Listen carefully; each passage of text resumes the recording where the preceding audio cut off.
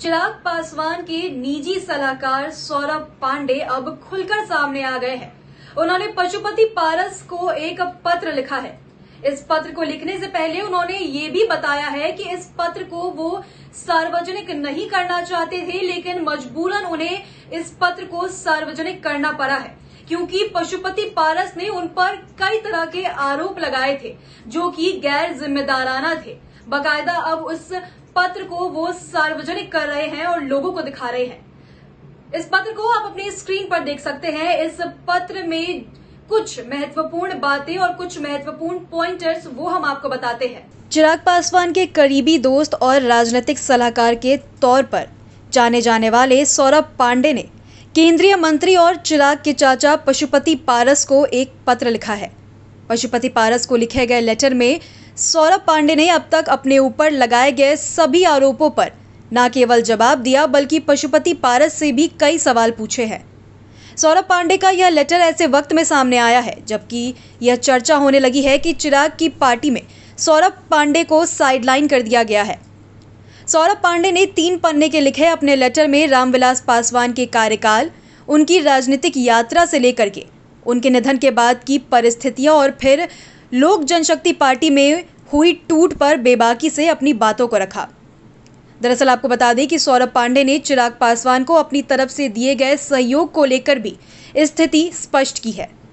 सौरभ ने अपने लेटर में लिखा है कि बिहार फर्स्ट के मूल में भारत फर्स्ट छिपा हुआ है और यह पशुपति पारस जी को अच्छी तरीके से समझ लेना चाहिए।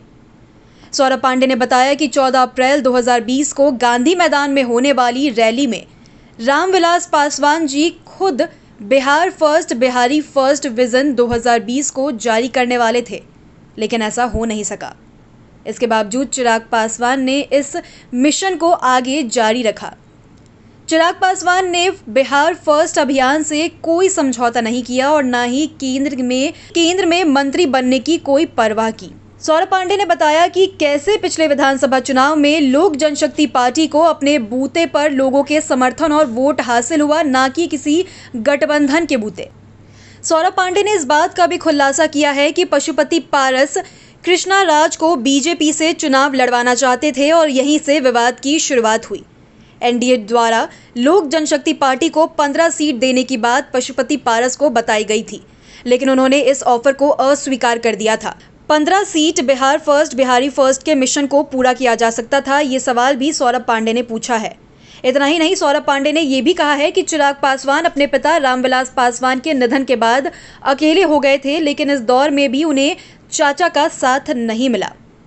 आपको बता दें कि जाहिर है कि इसके बाद अब पशुपति पारस या उनकी पार्टी की तरफ से भी प्रतिक्रिया का इंतजार किया जा रहा है।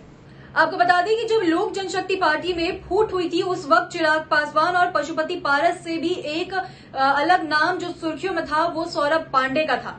सौरभ पांडे चिराग पासवान के निजी सलाहकार रहे हैं।